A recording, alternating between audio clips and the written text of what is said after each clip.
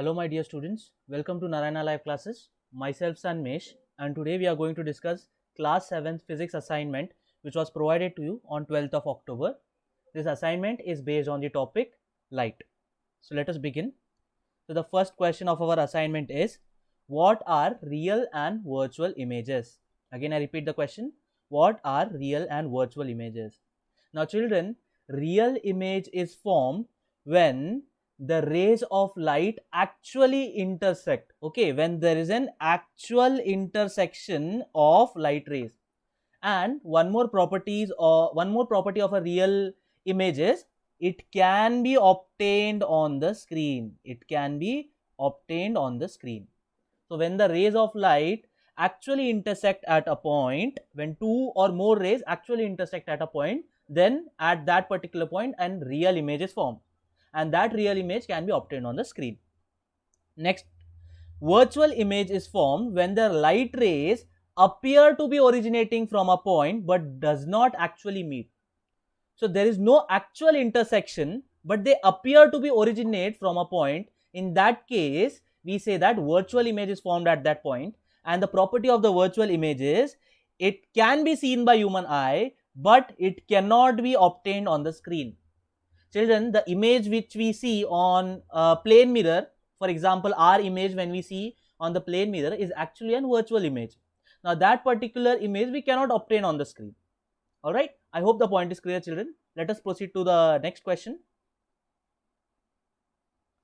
Name the mirror having curved reflecting surface. So the mirrors which have curved reflecting surface are called as spherical mirrors. Question number 3, name two types of spherical mirrors. Now what are the two types of spherical mirrors? The two types of spherical mirrors are concave mirror and convex mirror. Okay, so these are the two types of spherical mirrors.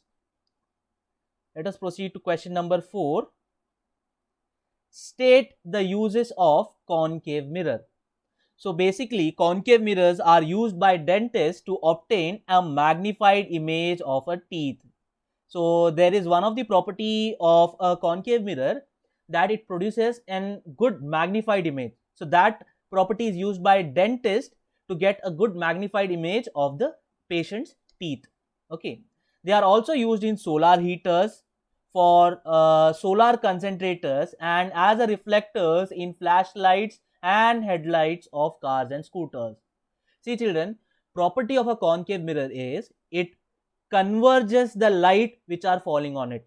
After reflection, all the light gets converged to a particular point.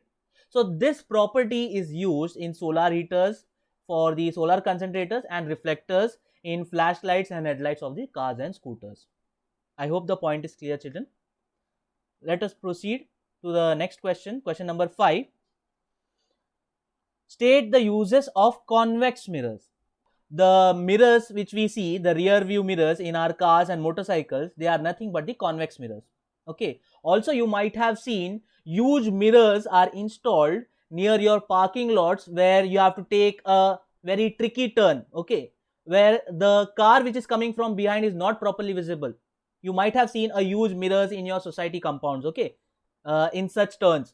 So those mirrors are nothing but convex mirrors. Why convex mirrors are only used for these purposes is because convex mirrors, they can form an virtual image which is properly an erect image, and it is a diminished.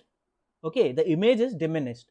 Diminished means it is smaller than the actual size of an object. So what happens is convex mirror gives a wide field of view for the driver while he is driving a car. I hope the point is clear, children. Let us proceed to the next question. Question number 6. Give an example of a real image. So one very good example which I can give is, in camera, images are always real and can be captured on the negative which acts as a screen. We know that the real images can be captured on the screen. Okay. Question number 7.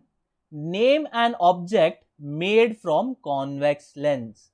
The answer is magnifying glass. Okay, we have used magnifying glass several times. Okay, for the fun purpose also, for burning a piece of paper. Okay, we can focus all the sunlight with the help of that magnifying glass on a piece of paper and it starts burning. We might have done this experiment. Question number 8. How rainbow is formed in sky?